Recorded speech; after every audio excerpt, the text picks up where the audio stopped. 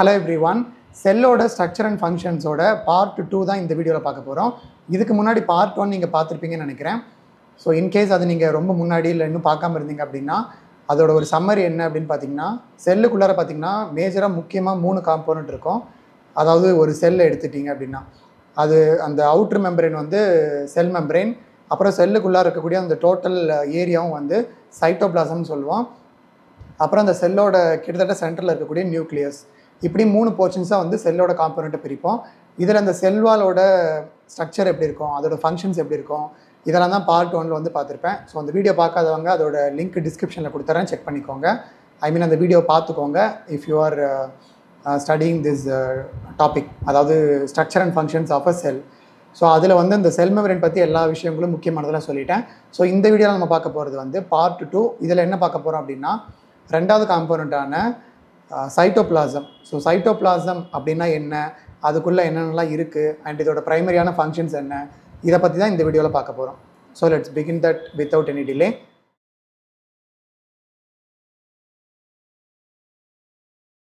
So cytoplasm அப்படிங்கிறது basically என்ன அப்படின்னு பார்த்தீங்கன்னா, இப்போது ஒரு செல் எடுத்துட்டிங்க அப்படின்னா அதோட அவுட்ரு ஸ்ட்ரக்சர் தான், அதாவது அந்த செல்லோட பவுண்டரி தான் வந்து செல் மெம்பரேன் சொல்கிறோம். சாரி, செல்லோட எக்ஸாக்ட் சென்டரில் இருக்கிறது வந்து நியூக்ளியஸ். ஸோ இந்த ரெண்டுத்துக்கும் இந்த இடைப்பட்ட பகுதி இருக்குது இல்லையா, அதாவது ஒரு செல்வால் இருக்குது, அதுக்குள்ளே இடைப்பட்ட பகுதியில் தான் மற்ற ஸ்ட்ரக்சர்ஸ் எல்லாம் போய் உட்காந்துருக்கும். அந்த மாதிரி அந்த உட்காந்துருக்கக்கூடிய அந்த ஸ்பேசஸ் தான் வந்து சைட்டோபிளாசம் அப்படின்னு சொல்கிறோம். ஸோ இந்த வேர்டை பாருங்கள், சைட்டோபிளாசம். சைட்டோ அப்படின்னா வந்து செல்லை குறிக்கிறது, பிளாசம் அப்படின்னா ஃப்ளூயிடை குறிக்கிறது. ஸோ இது வந்து செல்லுக்கு உள்ளார இருக்கக்கூடிய ஃப்ளூயிட் பகுதி. அதாவது இதை என்ன சொல்லுவாங்க அப்படின்னா, cytoplasm is a jelly like structure அப்படின்னு சொல்லுவாங்க. ஸோ நம்ம எல்லாருக்கும் ஜெல்லி தெரியும். ஸோ ஜெல்லிங்கிறது எப்படி இருக்கும், அது வந்து லிக்விடாகவும் இருக்காது, சாலிடாகவும் இருக்காது, ஒரு செமி ஃப்ளூயிடு நிலையில் தான் அது வந்து இருக்கும் இல்லையா. ஸோ அந்த மாதிரி தான் அந்த சைட்டோபிளாசம்ங்கிறது இருக்கும். அதாவது cytoplasm is a semi fluid. So இதில் வந்து இப்போ இந்த நியூக்ளியஸ் இல்லை இதுக்கப்புறம் வரக்கூடிய endoplasmic reticulum, mitochondria, ribosomes, lysosomes, இந்த மாதிரியான எல்லா ஆர்கனல்ஸும் வந்து செல்லுக்குள்ளார இந்த ஃப்ளூயிடில் தான் வந்து அங்கங்கே வந்து பிளேஸ் ஆகிருக்கும். இதெல்லாம் எப்படி இருக்குன்னு சொல்லி நான் போக போக சொல்கிறேன். ஸோ இப்போ பேசிக்காக நமக்கு சைட்டோபிளாசம்னா எங்கே இருக்குது அப்படிங்கிறது இப்போ ஓரளவுக்கு உங்களுக்கு புரிஞ்சிருக்கும். ஸோ செல் மெம்பரேன், நியூக்ளியஸ், இது ரெண்டுத்துக்கும் இடைப்பட்ட அந்த ஓவரால் ஸ்பேஸை தான் வந்து சைட்டோபிளாசம் அப்படின்னு சொல்கிறோம். ஸோ இந்த சைட்டோபிளாசம்ங்கிறது வந்து ஒரு ஃப்ளூயிட் ஃபில்டு ஸ்ட்ரக்சரு. ஸோ இதில் என்னென்னலாம் இருக்கும் அப்படின்னு பார்க்கலாம். ஸோ பேசிக்கலி இது வந்து ஒரு ஃப்ளூயிட் இல்லையா. ஸோ ஃப்ளூயிடுங்கும் போது இதுக்குள்ளார இருக்கக்கூடிய பொருட்கள் எல்லாருமே கிட்டத்தட்ட ஒரு ஃப்ளோட்டிங்கில் தான் இருக்கும். ஆனால் இது வந்து லைக் ஃப்ளோட்டிங் மீன்ஸ் ரொம்ப ஃப்ரீ ஃப்ளோவிங்காக இருக்கும் அப்படிலாம் கிடையாது. ஒரு குறிப்பிட்ட இடத்துல இது வந்து மெயின்டைன் ஆகும், ஆனால் ஃபிக்ஸ்டாக இருக்காது, கிட்டத்தட்ட ஒரு ஃப்ளோட்டிங் பொசிஷனில் வந்து இருக்கும் இதில் இருக்கக்கூடிய ஆர்கனல்ஸ் எல்லாமே. ஸோ சைட்டோபிளாசம்னு எடுத்திங்கன்னா பேசிக்காக சைட்டோபிளாஸ்மிக் ஆர்கனல்ஸ் அப்படின்னு சொல்லி நம்ம படிப்போம். அதாவது சிம்பிளாக புரிஞ்சுக்கணும் அப்படின்னா, இப்போது நம்ம பாடியில் எப்படி ஆர்கன்ஸ் இருக்கோ, heart, lungs, liver, kidney, brain, எப்படி நம்ம பாடியில் ஆர்கன்ஸ் இருக்கோ அதே மாதிரி செல்லுக்குள்ளே இருக்கக்கூடிய அந்த சின்ன சின்ன பகுதிகளுக்கு பேர் தான் ஆர்கனல்ஸ்ன்னு சொல்லுவாங்க. ஸோ ஆர்கனல்ஸ் அப்படின்னா செல்லுக்குள்ளே இருக்கக்கூடிய அந்த சின்ன சின்ன ஒரு குறிப்பிட்ட ஃபங்க்ஷன் செய்யக்கூடிய ஒரு ஸ்ட்ரக்சரல் காம்போனண்ட்டு தான் வந்து ஆர்கனல்னு சொல்கிறாங்க. ஸோ அதை பேசிக்கலி தெரிஞ்சுக்கணும். ஸோ ஃபஸ்ட்டு என்னென்ன ஆர்கனல்லாம் இருக்குதுன்னு சொல்லிடுறேன். இப்போது நியூக்ளியஸ் இருக்குது இல்லையா, நியூக்ளியஸுமே வந்து it is considered as a organelle. ஏன்னா அதுவுமே வந்து ஒரு குறிப்பிட்ட ஃபங்க்ஷனை தான் பண்ணோம். ஸோ நியூக்ளியஸ், அது போக பார்த்திங்கன்னா நியூக்ளியஸை சுற்றி நியூக்ளியஸ் பக்கத்தில் இருக்கக்கூடிய இஆர்னு சொல்லுவாங்க, எண்டோபிளாஸ்மிக் ரெட்டிகுலம், அதுக்கப்புறம் செல்லுக்கு வந்து எனர்ஜி கொடுக்கக்கூடிய மைட்டோகாண்ட்ரியா, அது இல்லாமல் பார்த்திங்கன்னா லைசோசோம்ஸ், பெராக்சிசோம்ஸ், வேறு சைட்டோஸ்கெலிட்டன், அப்புறம் இந்த எண்டோபிளாஸ்மிக் ரெட்டிகுலத்தில் 2 டைப்ஸ் இருக்கும், rough endoplasmic reticulum, smooth endoplasmic reticulum, இது எல்லாமே பார்க்கலாம். அதுக்கப்புறம் கோல்ஜி காம்ப்ளெக்ஸ்னு ஒன்று இருக்குது. ஸோ இதெல்லாம் பற்றி பார்ப்போம். ஸோ ஃபஸ்ட்டு நியூக்ளியஸ் எடுத்துக்கலாம். ஸோ நியூக்ளியஸ் வந்து ஒரு important component present in cell. So நியூக்ளியஸ்க்கு வந்து நிறைய ஃபங்க்ஷன்ஸ் இருக்குது. ஈவன் ஒரு செல்லோட மாஸ்டர் இல்லை ஒரு செல்லோட பிரெயின் அப்படின்னாலே அது நியூக்ளியஸ் தான் சொல்லுவாங்க. ஏன்னா செல்லுக்குள்ளே நடக்கக்கூடிய அத்தனை ஆக்டிவிட்டிக்கும் காரணமே நியூக்ளியஸ் தான். நியூக்ளியஸ் வந்து வெளிவரக்கூடிய ப்ரோட்டீன்ஸ் தான் மொத்த ஃபங்க்ஷன்ஸுமே கேரி அவுட் பண்ணும். ஸோ நியூக்ளியஸ்லேருந்து தான் அதுக்கு வந்து அந்த ப்ரோட்டீனோட ரோல் என்னன்னு சொல்லி தீர்மானமாகும். எதர் அந்த ப்ரோட்டீன் வந்து ஒரு பொருளை செக்ரேட் பண்ணணுமா, இல்லை ப்ரோட்டீன் வந்து என்சைமாக ஒர்க் பண்ணணுமா, இல்லை ப்ரோட்டீன்ஸ் வந்து ஏதாவது ஒரு மாலிகுலர் ரிப்பேர் பண்ணணுமா, இல்லை டேமேஜ் பண்ணணுமா, இல்லை டாக்ஸின்ஸ் வந்து டெஸ்ட்ராய் பண்ணணுமா, இந்த மாதிரி விஷயங்கள் எல்லாமே நியூக்ளியஸ் தான் வந்து ப்ரோட்டீன்ஸ்க்கு புரிஞ்சுக்க மாதிரி சொல்லணும்னா நியூக்ளியஸ் வந்து ப்ரோட்டீன்ஸ்க்கு சொல்லி அனுப்போம், ப்ரோட்டீன்ஸ் வந்து வேலை செய்யும். ஸோ நியூக்ளியஸ் வந்து ஒரு பிரைன் மாதிரி. இந்த நியூக்ளியஸ் பற்றி நம்ம பார்ட் 3ல வந்து பார்க்கலாம். ஏன்னா இதுலேயே வந்து இந்த நியூக்ளியஸ் எடுத்துட்டிங்கனாலே அதுக்குள்ளே இருக்கக்கூடிய குரோமாட்டின், அப்புறம் நியூக்ளியோலஸ்னால் என்ன, இதுக்குள்ளெல்லாம் என்னென்ன இருக்குது, அப்புறம் டிஎன்ஏலேருந்து எப்படி ப்ரோட்டீன்ஸ் வந்து உருவாகுது, இந்த மாதிரி நிறைய விஷயங்கள் வந்து நம்ம பார்ட் 3ல பார்க்கலாம். ஸோ பார்ட் 2ல இந்த மற்ற organelles, endoplasmic reticulum, mitochondria, ribosomes, lysosomes, peroxisomes, Golgi complex, இதை பற்றி எல்லாம் பார்க்கலாம். ஸோ ஃபஸ்ட்டு இந்த நியூக்ளியஸை சுற்றி இருக்கக்கூடிய எண்டோபிளாஸ்மிக் ரெட்டிகுலம். ஸோ இந்த எண்டோபிளாஸ்மிக் ரெட்டிகுலம் அப்படிங்கிறது பேசிக்கலி பார்த்திங்கன்னா இது அந்த நியூக்ளியஸோட ஒரு கண்டினியூஷன் மாதிரியே வரும். பட் நியூக்ளியஸுங்கிறது வந்து அதுக்குன்னு ஒரு தனி மெம்பரேன் இருக்கும். அந்த அவுட்டர் மெம்பரேனோட ஒரு கண்டினியூஸ் ஸ்ட்ரக்சராக தான் இந்த எண்டோபிளாஸ்மிக் ரெட்டிகுலம் வந்து பிகின் ஆகும். அது பிகின் ஆனதுக்கப்புறம் பார்த்திங்கன்னா நிறைய ஃப்ளாட் அண்ட் ஸ்ட்ரக்சர்ஸ் வந்து பார்க்க முடியும். இங்கே ஒரு இமேஜ் கொடுக்குறேன் பாருங்கள். ஸோ இது வந்து பார்க்குறதுக்கு ஒரு ஃப்ளாட்டான ஸ்ட்ரக்சர் மாதிரி இருக்கும். இதுக்கு பேர் என்ன சொல்லுவாங்க அப்படின்னா சிஸ்டர்னே அப்படின்னு சொல்லுவாங்க. ஸோ இந்த சிஸ்டர்னேங்கிறது எதுக்காக இருக்குது அப்படிங்கிறத நான் ஃபங்க்ஷன்ஸை சொல்கிறேன். ஸோ இதோட ஸ்ட்ரக்சர் பார்த்திங்கன்னா இது வந்து ஒரு ஃப்ளாட் அண்ட் சாக்ஸ் வந்து ஒரு இடத்துல அடுக்கி வச்சா எப்படி இருக்குமோ அந்த மாதிரி தான் இருக்கும். ஸோ இதுதான் வந்து எண்டோபிளாஸ்மிக் ரெட்டிகுலம். அண்ட் இதில் வந்து 2 டைப்ஸ் இருக்குது, rough endoplasmic reticulum, smooth endoplasmic reticulum. இந்த ரஃப் எண்டோபிளாஸ்மிக்கும் ஸ்மூத் இஆர் இது ரெண்டுத்துக்கும் மேஜரான டிஃப்ரென்ஸ் என்ன அப்படின்னா ஸ்ட்ரக்சர் வைஸ் வந்து பெரிய டிஃப்ரென்ஸ் இருக்குது. என்ன அப்படின்னு பார்த்தீங்கன்னா ரஃப் எண்டோபிளாஸ்மிக் ரெட்டிகுலத்தில் பார்த்தீங்கன்னா ரைபோசோம்ஸ் வந்து ப்ரெசென்ட் ஆகிருக்கும். ரைபோசோம்னா சிம்பிளாக புரிஞ்சுக்கணும் அப்படின்னா ப்ரோட்டீன் சிந்தசிஸ் ஆகிற இடம், அதுதான் ரைபோசோம். ஸோ ரஃப் எண்டோபிளாஸ்மிக் ரெட்டிகுலத்தில் ரைபோசோம்ஸ் வந்து ப்ரெசென்ட் ஆகிருக்கும். அந்த ரைபோசோம்ஸோட ப்ரெசன்ஸ்னால தான் இதை வந்து ரஃப் இஆர்னு சொல்கிறாங்க. இதே ஸ்மூத் எண்டோபிளாஸ்மிக் ரெட்டிகுலம் எடுத்துட்டிங்க அப்படின்னா அதில் வந்து இந்த ரைபோசோம்ஸ் இருக்காது, அதனால தான் அதை வந்து ஸ்மூத் எண்டோபிளாஸ்மிக் ரெட்டிகுலம்னு சொல்கிறாங்க. ஸோ ஸ்ட்ரக்சர் வைஸ் பார்த்திங்கன்னா இதுதான். இப்போ ஃபங்க்ஷன்ஸ் பார்க்கலாம். ஸோ இந்த எண்டோபிளாஸ்மிக் ரெட்டிகுலம்னு எடுத்துட்டிங்க அப்படின்னா இந்த ரஃப் எண்டோபிளாஸ்மிக் ரெட்டிகுலத்துக்கும் ஸ்மூத் எண்டோபிளாஸ்மிக் ரெட்டிகுலத்துக்கும் டிஃப்ரெண்ட் ஃபங்க்ஷன்ஸ் இருக்கும். அது ஏன்னா பிகாஸ் ஆஃப் ரைபோசோம்ஸ் தான். ஸோ ஸ்ட்ரக்சரும் ஃபங்க்ஷன்ஸ் ரெண்டுமே இந்த வேரியேஷன்ஸ், அதாவது இந்த ரைபோசோம் இருக்கிறது இல்லாதனால தான் இதோட ஸ்ட்ரக்சரும் வேறுபடுது. ஸோ ரஃப் எண்டோபிளாஸ்மிக் ரெட்டிகுலத்தில் ரைபோசோம் இருக்குது, அதனால் இதோட ப்ரைமரி ரோல் வந்து protein synthesis. So rough endoplasmic ரெட்டிகுலத்தோட ப்ரைமரியான ரோல் வந்து ப்ரோட்டீனை சிந்தசைஸ் பண்ணுறது. பிகாஸ் இங்கே ரைபோசோம்ஸ் இருக்குது. ஸோ ரைபோசோம்ஸ் தான் வந்து நம்மளோட நியூக்ளியஸில் இருக்கக்கூடிய அந்த டிஎன்ஏலேருந்து எம்ஆர்என்ஏன்னு சொல்லி ஒரு பொருள் வெளியே வரும். அதை பார்த்து அமினோ ஆசிட்ஸ் வந்து ஒரு லாங் செயினாக உருவாகும். அதிலிருந்து தான் ப்ரோட்டீன் வந்து சிந்தசைஸ் ஆகும். அந்த வேலையை செய்யக்கூடிய கெப்பாசிட்டி கொண்டது இந்த ரைபோசோம்ஸ். ஸோ அது ரஃப்பில் மட்டும்தான் இருக்குது, அதனால் இங்கே மட்டும்தான் ப்ரோட்டீன் சிந்தசிஸ் நடக்கும். ஸ்மூத்தில் வந்து ரைபோசோம்ஸ் கிடையாது. ஸோ அங்கே ப்ரோட்டீன் சிந்தசிஸ் நடக்காது. அப்போது ஸ்மூத் எண்டோபிளாஸ்மிக் ரெட்டிகுலம் எதுக்கு இருக்குது அப்படின்னு பார்த்தோம்னா ப்ரோட்டீன்ஸ் இல்லாமல் நம்ம பாடியில் வேறு என்ன முக்கியமான பொருட்கள் இருக்குது, கார்போஹைட்ரேட்ஸ் இருக்குது, அப்புறம் ஃபேட் இருக்குது. ஸோ ஃபேட், அதாவது லிப்பிட் சிந்தசிஸ் வந்து இந்த ஸ்மூத் எண்டோபிளாஸ்மிக் ரெட்டிகுலம் பண்ணோம். இது வந்து ப்ரைமரியானது. இதை தவிர ஸ்டீராய்டு ஹார்மோன் சிந்தசிஸும் வந்து இந்த ஸ்மூத் எண்டோபிளாஸ்மிக் ரெட்டிகுலம் பண்ணோம்.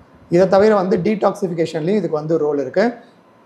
ஸோ ஓவரால் இதுதான் வந்து ரஃப் அண்ட் ஸ்மூத் எண்டோபிளாஸ்மிக் ரெட்டிகுலத்தோட ப்ரைமரியான ஃபங்க்ஷன்ஸ். ஸோ இதுக்கு அடுத்த ஆர்கனல் போகலாம். ஸோ இந்த ரஃப் இஆர் எங்கே அமைஞ்சிருக்கோ இதை ஃபாலோ பண்ணி தான் ஸ்மூத் எண்டோபிளாஸ்மிக் ரெட்டிகுலம்ங்கிறது அமைஞ்சிருக்கும். ஸோ இது ரெண்டுமே வந்து கிட்டத்தட்ட நியூக்ளியஸ்க்கு அருகாமையில் தான் அமைஞ்சிருக்கு. அதாவது it is located proximal to the நியூக்ளியஸுங்கிறத நோட் பண்ணிக்கணும். இதுக்கு அடுத்த ஆர்கனல் நம்ம பார்க்கலாம். நெக்ஸ்ட்டு நம்ம பார்க்க போகிற ஆர்கனல் ரைபோசோம்ஸ். ஸோ இந்த எண்டோபிளாஸ்மிக் ரெட்டிகுலத்தில் ரஃப் அதில் தான் இந்த ரைபோசோம்ஸ் வந்து ப்ரெசென்ட் ஆயிருக்கு. ஸோ பேசிக்கலி ரைபோசோம்ங்கிறது என்ன அப்படின்னு பார்த்தீங்கன்னா it is made of proteins and RNA. ஆர்என்ஏனா ரைபோ நியூக்ளிக் ஆசிட்னு சொல்லுவோம். ஸோ நம்ம ஹியூமன் பாடியில் பார்த்திங்கன்னா டிஎன்ஏ, ஆர்என்ஏ இது ரெண்டும் தான் ரொம்ப வைட்டல். ஸோ அதில் ஆர்என்ஏ அப்புறம் ப்ரோட்டீன்ஸ் இதெல்லாம் சேர்ந்து தான் இந்த ரைபோசோம்ஸுங்கிறது வந்து உருவாகுது. அண்ட் ரைபோசோம்ஸுங்கிறது பேசிக்கலி என்ன பண்ணோம் அப்படின்னா it is the place of protein synthesis. So இங்கே தான் ப்ரோட்டீன் சிந்தசிஸ் நடக்கும். அதாவது ப்ரோட்டீனோட 3D ஸ்ட்ரக்சர் வந்து நீங்கள் பார்த்துருந்தீங்கன்னா தெரியும். அது வந்து ஆக்சுவலி ப்ரோட்டீன்ஸ் வந்து லார்ஜ் மாலிகுல்ஸ்னு சொல்லுவாங்க. அதாவது இப்போ நார்மலாக வாட்டர் இல்லை கார்போஹைட்ரேட் அப்படின்னா அதெல்லாம் வந்து ஒரு ஸ்மால் மாலிகுல், ரொம்ப குட்டியாக இருக்கும். அதோட மாலிகுலர் நேம் பார்த்தாலே நம்ம புரிஞ்சிக்க முடியும். ஆனால் ப்ரோட்டீன்ஸ் அப்படி கிடையாது. ப்ரோட்டீன்ஸில் வந்து 3D ஸ்ட்ரக்சர்னு சொல்லப்படுற ப்ரைமரி ஸ்ட்ரக்சர், செகண்டரி, குவாட்டர்னரி, இந்த மாதிரி வந்து டெர்ஷியரி, குவாட்டர்னரி, இந்த மாதிரி வந்து நிறைய ஸ்ட்ரக்சரல் வேரியேஷன்ஸ் இருக்கும். ஸோ ப்ரோட்டீன்ஸ் வந்து கம்பேரிட்டிவ்லி லார்ஜர் மாலிகுல்ஸ் இல்லையா. ஸோ இந்த ஒரு ப்ரோட்டீன் உருவாக்குறதுக்கு பெரிய ப்ராசஸ் இருக்கும். அந்த ப்ராசஸ் எல்லாம் இந்த ரைபோசோம்ஸ் தான் வந்து கேரி அவுட் பண்ணோம். அண்ட் இந்த ரைபோசோம்ஸில் வந்து 2 சப்யூனிட் வந்து பார்க்க முடியும். ஒன்று வந்து லார்ஜ் சப்யூனிட்னு சொல்லுவாங்க, it is made of RNA. இன்னொன்று வந்து ஸ்மால் சப்யூனிட்னு சொல்லுவாங்க, it is made of some proteins. ஏன்னா இது ப்ரோட்டீன்ஸ் RNAனால தான் ஆகியிருக்கு இல்லையா. ஸோ ரைபோசோம்ஸுங்கிறது இப்படி தான் மேடப் ஆயிருக்கும். அண்ட் இது வந்து ஒரு கிரானுலார் டாட் லைக் ஸ்ட்ரக்சர், அதாவது பார்க்குறதுக்கு இந்த ரஃப் எண்டோபிளாஸ்மிக் ரெட்டிகுலத்தில் ஒரு சின்ன புள்ளி மாதிரி தான் தெரியும். ஸோ இதுதான் வந்து ஸ்ட்ரக்சரை பொறுத்த வரைக்கும் இதுதான் ரைபோசோம்ஸ். அண்ட் இதோட இதில் 2 டைப்ஸ் இருக்குது. ஒன்று வந்து அட்டாச்டு ரைபோசோம்ஸ், இன்னொன்று வந்து ஃப்ரீ ரைபோசோம்ஸ். ஸோ அட்டாச்டுனா இந்த ER இருக்கு இல்லையா, எண்டோபிளாஸ்மிக் ரெட்டிகுலம், அதில் வந்து மேலே அங்கங்கே டாட்டாக அமைஞ்சிருக்கு இல்லையா, இது வந்து ER கூட அட்டாச் ஆகியிருக்கு. அதனால தான் இதுக்கு பேர் அட்டாச்டு ரைபோசோம்ஸ். இந்த அட்டாச்டு ரைபோசோம்ஸோட வேலை பொதுவாக like most of the protein synthesis இங்கே தான் நடக்கும். நெக்ஸ்ட் 2வது ஃப்ரீ ரைபோசோம்ஸ். ஸோ ஃப்ரீனா என்னது, எது கூடயும் இது வந்து அட்டாச்மெண்ட் இல்லை. ஸோ இந்த ரைபோசோம்ஸ் வந்து சைட்டோபிளாசமில் எங்கே வேணாலும் ரோமிங்கில் தான் இருக்கும். லைக் ஏதாவது ஒரு இடத்துல இல்லை ஏதாவது ஒரு மூலையிலையோ இல்லை சென்ட்ரல்லையோ ஏதோ ஒரு ஓரத்துலையோ வந்து இந்த ப்ரோட்டீன்ஸ் வந்து சர்க்குலேட் ஆகிட்டு இருக்கும். அதனால தான் இது வந்து ஃப்ரீ ரைபோசோம்ஸ்னு சொல்கிறாங்க. ஸோ இதோட வேலை என்ன அப்படின்னாலும் ரைபோசோம்ஸுக்கு வேறு வேலை கிடையாது, ப்ரோட்டீன் சிந்தசிஸ் பண்ணுறது தான். ஆனால் இந்த ஃப்ரீ ரைபோசோம்ஸ் வந்து ஒரு குறிப்பிட்ட ஒரு சில ப்ரோட்டீன்ஸ் மட்டும் தான் சிந்தசிஸ் பண்ணோம். ஃபார் எக்ஸாம்பிள் ஹீமோக்ளோபின் வந்து இங்கே தான் சிந்தசிஸ் ஆகும். ஸோ இந்த மாதிரி ஒரு சில விஷயங்களை வந்து ஃப்ரீ ரைபோசோம்ஸ் பண்ணோம். ஸோ ரைபோசோம்ஸ் பொறுத்த வரைக்கும் அவ்வளோதான். இங்கே 2 டைப்ஸ் இருக்குது. அப்புறம் ஸ்ட்ரக்சர் என்ன அப்படிங்கிறது பார்த்துட்டோம். இதுக்கு அடுத்தது அடுத்த ஆர்கனல் போகலாம், மைட்டோகாண்ட்ரியா. ஸோ மைட்டோகாண்ட்ரியா அப்படிங்கிறது வந்து சிம்பிளாக இப்போ ரீசெண்டாக கூலி படத்தில் பவர் ஹவுஸ்ன்னு சொல்கிறாங்க இல்லையா, அதை ஞாபகம் வச்சுக்கோங்க. ஸோ செல்லோட பவர் ஹவுஸ் அப்படின்னா அது மைட்டோகாண்ட்ரியா தான். அப்படின்னா என்ன அப்படின்னா, செல்லுக்கு தேவையான எனர்ஜி வந்து இங்கே தான் உருவாகுது. ஸோ நம்ம பாடியில் எனர்ஜி நம்ம எதை சொல்லுவோம், நமக்கு எது எனர்ஜி கொடுக்குது, ATP, அடினோசைன் ட்ரைபாஸ்பேட். அந்த ATP மாலிகல்ஸ் தான் வந்து நமக்கு எனர்ஜி கொடுக்குது. அது உருவாகிற இடம் தான் மோஸ்ட் ஆஃப் த ATP வந்து மைட்டோகாண்ட்ரியாவில் தான் உருவாகுது. அதனால தான் இந்த மைட்டோகாண்ட்ரியாவை பவர் ஹவுஸ் ஆஃப் அ செல் அப்படின்னு சொல்லுவாங்க. ஸோ எப்படி உருவாகுது அப்படின்னு பார்க்குறதுக்கு முன்னாடி இதோட ஸ்ட்ரக்சரை பார்த்துடலாம். ஸோ இந்த மைட்டோகாண்ட்ரியா அப்படிங்கிறது பார்த்திங்கன்னா ஒரு பைலேயர்டு மெம்பரேன் கொண்டது. அதாவது நம்மளோட செல் மெம்பரேன் மாதிரியே மைட்டோகாண்ட்ரியாலையும் பார்த்திங்கன்னா ஒரு பை லேயர் இருக்கும், ஒரு அவுட்டர் லேயர் இருக்கும், ஒரு இன்னர் லேயர் இருக்கும். ஆனால் இன்னர் லேயர் வந்து அவுட்டர் லேயர் மாதிரியே ஃபுல் ரவுண்டடாக இருக்காது. அதில் வந்து உள்ளே வந்து மேடு பல்ல மாதிரி ஒரு ஸ்ட்ரக்சர் வந்து பார்க்க முடியும். இங்கே கொடுக்குறேன் பாருங்கள்.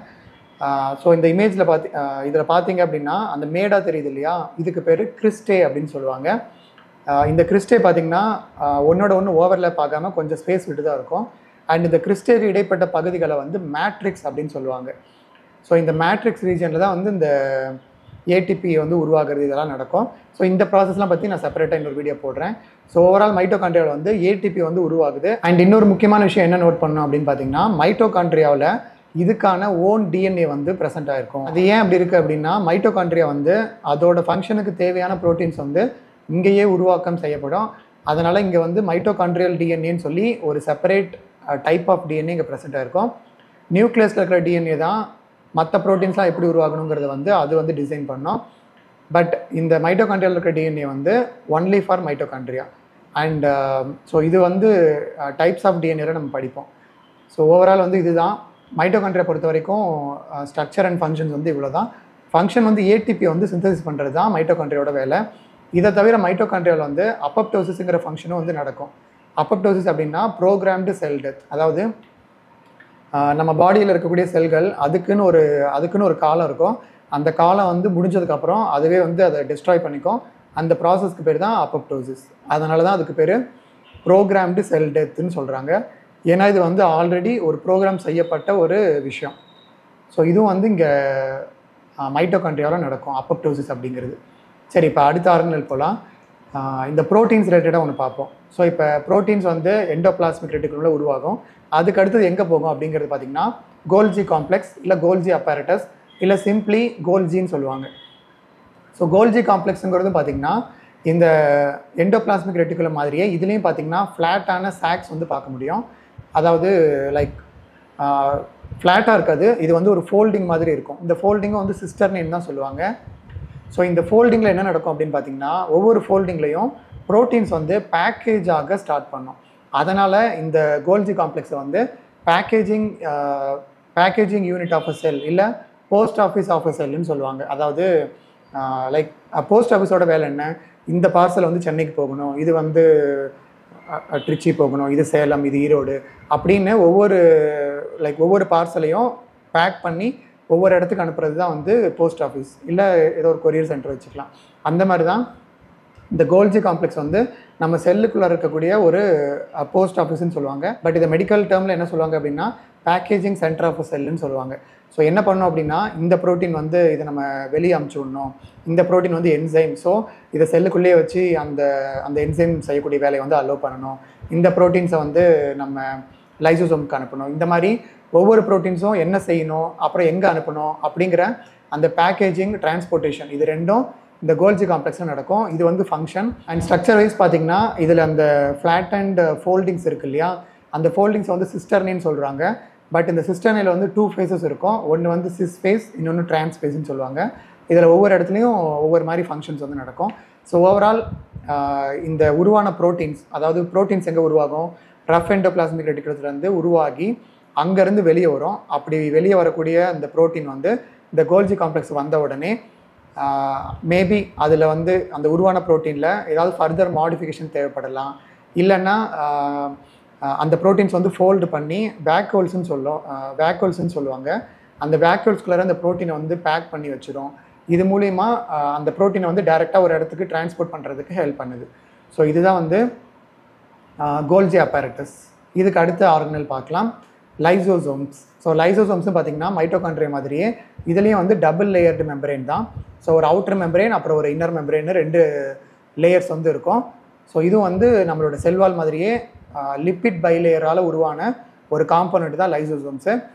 அண்ட் லைசோசோம்ஸ் பார்த்திங்கன்னா சைட்டோபிளாசமில் நிறைய இடங்களில் வந்து பார்க்க முடியும். அண்ட் இந்த லைசோசோம்ஸுங்கிறது எங்கேருந்து உருவாகும் அப்படின்னு பார்த்திங்கன்னா கோல்ஜி காம்ப்ளெக்ஸ்லேருந்து வெசிக்கிள்ஸ் வந்து ஃபார்ம் ஆகுது இல்லையா, அந்த வெசிக்கிள்ஸ் வந்து டிசைன் பண்ணும்போதே ஓகே இந்த ப்ரோட்டீன்ஸ்லாம் வந்து டீக்ரேடேஷன் தன்மை கொண்டது, ஸோ இந்த ப்ரோட்டீன்ஸை வந்து நம்ம வந்து டீக்ரேடேட்டிவ் என்சைம்ஸ் இல்லை ஹைட்ரோலைட்டிக் என்சைம்ஸாக வந்து இது ஃபங்க்ஷன் ஆகும்னு சொல்லி டிசைன் பண்ணி அந்த வெசிக்கிள்ஸ்குள்ளார பிளேஸ் பண்ணிடும்.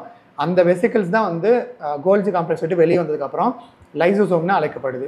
அதாவது கோல்ஜி காம்ப்ளெக்ஸில் இருந்து வரக்கூடிய ப்ரோட்டீன்ஸ் எல்லாம் ஒரு வெசிக்கிள்ஸ்குள்ளார ஃபில்லப் பண்ணி அந்த வெளியே வர வெசிக்கிள் தான் பின்னாடி லைசோசோம்ஸாக மாறுது. அப்போ இந்த லைசோசோம்ஸோட ஸ்ட்ரக்சர் வைஸ் வந்து கோல்ஜி காம்ப்ளெக்ஸ் தான் உருவாகுது. அதை நம்ம பேசிக்காக புரிஞ்சுக்கணும். அப்புறம் இதுலேயும் பார்த்திங்கன்னா ப்ரைமரி லைசோசோம், செகண்டரி லைசோசோம்னு 2 டைப்ஸ் இருக்குது. இதில் ப்ரைமரியாக இருக்கிறது வந்து மோஸ்ட்லி இன்ஆக்டிவாக இருக்கும், செகண்டரியாக இருக்கிறது தான் ஆக்டிவாக இருக்கும். அண்ட் இப்போ இதோட ஃபங்க்ஷன்ஸ் பார்க்கலாம். லைசோசோம்ஸை என்ன சொல்லுவாங்க அப்படின்னா கார்பேஜ் சிஸ்டம் ஆஃப் அ செல் அப்படின்னு சொல்லுவாங்க. அப்படி இல்லைன்னா சூசைட் பேக்ஸ் ஆஃப் செல் அப்படின்னு சொல்லுவாங்க. அதாவது சூசைட் பேக் அப்படின்னா இப்போது ஒரு செல் வந்து ஒரு ஆயுட்காலம் முடியும் போது அது தானே டெஸ்ட்ராய் பண்ணிக்கும். அப்படி அந்த டெஸ்ட்ராய் பண்ணுறதுக்கு இந்த லைசோசோம்ஸில் இருக்கக்கூடிய என்சைம்ஸ் எல்லாம் வந்து ஹெல்ப் பண்ணும். இதெல்லாம் வந்து அந்த லைக் அந்த ஓர்ன் அவுட் ஆர்கனல்ஸ்ன்னு சொல்லுவாங்க. அதாவது அதோட காலம் முடிஞ்சு போய் இருக்கக்கூடிய ஆர்கனல்ஸ் இல்லை ஏதாவது ஒரு ப்ரோட்டீன்ஸ் அந்த மாதிரி ஏதோ ஒரு பொருட்களை வந்து அதோட வேலை முடிஞ்சதுக்கப்புறம் அதை டெஸ்ட்ராய் பண்ணி அதில் இருக்கக்கூடிய ஏதாவது தேவையான பாகங்களை மட்டும் வச்சுக்கிட்டு மீதி எல்லாத்தையும் டெஸ்ட்ராய் பண்ணி வெளியே அனுப்பிச்சிடும். ஸோ இந்த வேலையை செய்கிறதுனால இந்த லைசோசோம்ஸை வந்து கார்பேஜ் சிஸ்டம் ஆர் சூசைட் பேக்னு சொல்கிறாங்க. அண்ட் இதை தவிர இந்த லைசோசோம்ஸில் பார்த்திங்கன்னா என்ன ப்ரெசென்ட்டாக இருக்கும் அப்படின்னா ஓகே இது லிப்பிட் பைலேயர் இருக்குது, பட் உள்ளெல்லாம் என்ன இருக்கும் அப்படின்னு பார்த்திங்கன்னா ஹைட்ரோலைட்டிக் என்சைம்ஸ் வந்து இருக்கும்.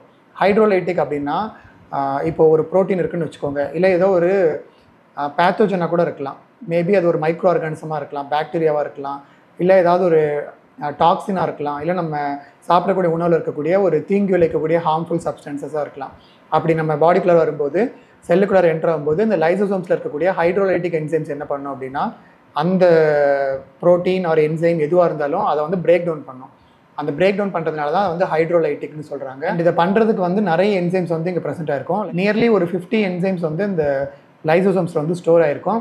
ஃபார் எக்ஸாம்பிள் ப்ரோட்டீன்ஸை பிரேக் டவுன் பண்ணுறதுக்கு ப்ரோட்டீஸ், கார்போஹைட்ரேட்ஸை பண்ணுறதுக்கு அமிலேஸ், வேறு லிப்பிட்ஸை பண்ணுறதுக்கு லிப்பேஸ், இல்லை அந்த நியூக்ளிக் ஆசிட்ஸை வந்து பிரேக் டவுன் பண்ணுறதுக்கு நியூக்ளியேஸ், இந்த மாதிரியான என்சைம்ஸ். இதை தவிர கிரான்சைம், பர்ஃபோரின், இந்த மாதிரி ஒரு சில என்சைம்ஸும் இந்த லைசோசோம்ஸில் வந்து ப்ரெசென்ட் ஆயிருக்கு. ஸோ ஓவரால் லைசோசோமோட வேலை என்ன அப்படின்னு பார்த்தீங்கன்னா செல்லுக்குள்ளே வரக்கூடிய பேத்தோஜன் இல்லை டாக்ஸின் இல்லை செல்லுக்குள்ளார டேமேஜ் ஆன ஒரு ஆர்கனல் இல்லை அந்த செல் வந்து இன்ஃபெக்ட் ஆகிடுச்சு இல்லை ஒரு கேன்சர் செல் அப்படின்னு இருக்கும்போது இந்த மாதிரியான தேவையில்லாத பொருட்கள் செல்களை வந்து டெஸ்ட்ராய் பண்ணுறதுக்கான ஒரு இடமா தான் லைசோசோம்ஸ் வந்து வேலை செய்யுது.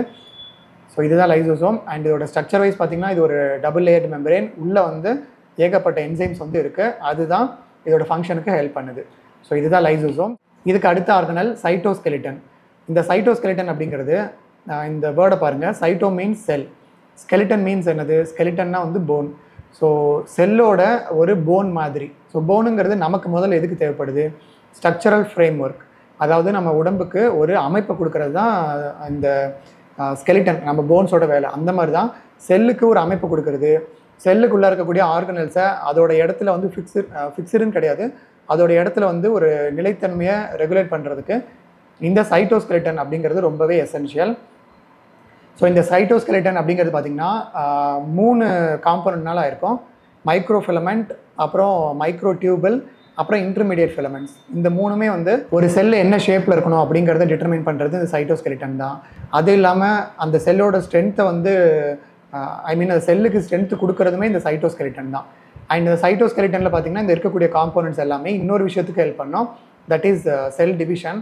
ஸோ செல் டிவிஷன் பற்றி நான் இன்னொரு கிளாஸ் வந்து செப்பரேட்டாக போடுறேன், மைட்டாசிஸ் மயாசிஸ் பற்றி எக்ஸ்பிளைன் பண்ணி. அந்த வீடியோவில் இதை பற்றி டீட்டெயில்டாக சொல்கிறேன். ஸோ இப்போதைக்கு இந்த சைட்டோஸ்கெலிட்டன்கிறது செல்லோட ஷேப் இதை மெயின்டைன் பண்ணுது, அப்புறம் செல்லுக்கு ஸ்ட்ரென்த் கொடுக்குது, அப்புறம் ஆர்கனல்ஸ்லாம் அந்தந்த இடத்துல ஹோல்டு பண்ணி வைக்கிறதுக்கு ஹெல்ப் பண்ணுது. ஸோ இதுதான் வந்து சைட்டோஸ்கெலிட்டன். இதுக்கு அடுத்தது இன்னொரு காம்போனண்ட், இன்னொரு ஆர்கனல் இருக்குது, பெராக்சிசோம் அப்படிங்கிற ஒரு ஆர்கனல் இருக்குது. ஸோ பெராக்சிசோம் அப்படிங்கிறது இந்த ஆக்சிசோமுங்கிறத எடுத்துக்கோங்க. அதாவது நம்ம பாடியில் இருக்கக்கூடிய ஒரு சில சப்ஸ்டன்சஸை வந்து ஆக்சிடைஸ் பண்ணுறதுக்கு இது ஹெல்ப் பண்ணுது. அதனால தான் இதோட பேர் பெராக்சிசோம்னு சொல்கிறாங்க. ஸோ இந்த பெராக்சிசோம் அப்படிங்கிறது ஃபார் எக்ஸாம்பிள் என்ன சொல்லலாம் அப்படின்னா hydrogen peroxide. So hydrogen peroxide வந்து ஆக்சுவலி ஒரு டாக்ஸிக் சப்ஸ்டன்ஸ். ஏன்னா அது வந்து ஃப்ரீ ரேடிக்கல் ஈஸியாக ஃபார்ம் பண்ணி நம்மளோட பாடியில் வந்து நிறைய இடங்களை வந்து டேமேஜ் பண்ணுறதுக்கு வாய்ப்பு இருக்குது. இந்த ஹைட்ரஜன் பெராக்சைடு வந்து ஒரு செல்லுக்குள்ளே வரும்போது அதை வந்து ஆக்சிடைஸ் பண்ணுறது இந்த பெராக்சிசோம்ஸ் தான். இதுக்குள்ளே இருக்கக்கூடிய என்சைம்ஸ் தான் இந்த வேலையை பண்ணோம். அந்த என்சைமை வந்து பெராக்சிடேஸ் அப்படின்னு சொல்லுவாங்க. ஸோ இந்த ஒரு ரோல் வந்து இந்த பெராக்சிசோம்ஸ்க்கு இருக்குது. இதை தவிர இதுக்கு வந்து மேஜர் ரோல் அப்படின்னு எதுவும் கிடையாது. ஸோ ஓவரால் இன்றைக்கி நம்ம பார்த்த வீடியோ வந்து சைட்டோபிளாசம் பற்றினது மட்டும்தான். இதுக்கு முன்னாடி பார்ட் 1ல் வந்து செல் மெம்பரேன் ஆர் செல் வால் பற்றி பார்த்துருக்கோம். இன்றைக்கி பார்ட் 2ல் நம்ம சைட்டோபிளாசம் அண்ட் அதில் இருக்கக்கூடிய ஆர்கனல்ஸ் பற்றி பார்த்துருக்கோம். இதுக்கு அடுத்தது பார்ட் 3ல் நியூக்ளியஸ் பற்றி நம்ம பார்த்தோம் அப்படின்னா ஓவரால் இந்த structure and functions of cell topic வந்து முழுமையாக கவர் ஆகிடும். ஸோ இந்த வீடியோவே ஆக்சுவலாக ரொம்ப நாள் ஆகிடுச்சு. அந்த structure and functions of cell வந்து போட்டு 1 இயர் கிட்ட ஆகிடுச்சு. அதுக்கடுத்து அதை ஃபாலோ பண்ண முடியல. ஸோ இப்போ ரீசெண்ட் டைம்ஸில் கொஞ்சம் பேர் கேட்டிருந்தீங்க, அதனால தான் இமீடியட்டாக அந்த வீடியோவை எடுத்து போட்டேன். ஸோ ஓவரால் வந்து செல்லோட ஆர்கனல்ஸில், அதாவது செல்லுக்குள்ளே இருக்கக்கூடிய சைட்டோபிளாசமில் இருக்கக்கூடிய ஆர்கனல்ஸ் எல்லாமே இவ்வளோ தான். பட் இதை தவிர இன்னும் ஒரு சில டைப்ஸ் இருக்குது. ஃபார் எக்ஸாம்பிள் ஸ்பெர்ம் செல்ஸில் இருக்கக்கூடிய ஃப்ளஜெல்லம் அப்படின்னு சொல்லுவாங்க. ஸோ அது வந்து மூமெண்ட்டுக்கு ஹெல்ப் பண்ணும். அப்புறம் சிலியான்னு சொல்லுவாங்க. இதெல்லாம் வந்து அதர் ஆர்கனல்ஸ். இதை பற்றிலாம் நான் பின்னாடி சொல்கிறேன். So that's it. Thanks for வாட்சிங் திஸ் வீடியோ. அண்ட் இந்த வீடியோ உங்களுக்கு ஹெல்ப்ஃபுல்லாக இருந்துச்சு அப்படின்னா மறக்காமல் வீடியோ லைக் பண்ணி உங்கள் ஃப்ரெண்ட்ஸோட ஷேர் பண்ணிக்கோங்க. அப்புறம் நம்ம சேனலுக்கு சப்போர்ட் பண்ணணும்னு நினச்சிங்கன்னா நீங்கள் மெம்பர்ஷிப் ஜாயின் பண்ணலாம். ஸோ இங்கே சப்ஸ்கிரைப் பட்டன் பக்கத்தில் ஜாயின்னு இருக்கும், அதில் கிளிக் பண்ணி உங்களால் முடிஞ்சுன்னா நீங்கள் ஜாயின் பண்ணி சப்போர்ட் பண்ணலாம். அண்ட் நம்ம சேனலில் நிறைய அனாட்டமி வீடியோஸ் இருக்குது, எல்லாத்தையுமே செக் பண்ணிக்கோங்க. தேங்க்ஸ் ஃபார் வாட்சிங். I will meet you in the another video. Until then, bye from Vasant Murugesan.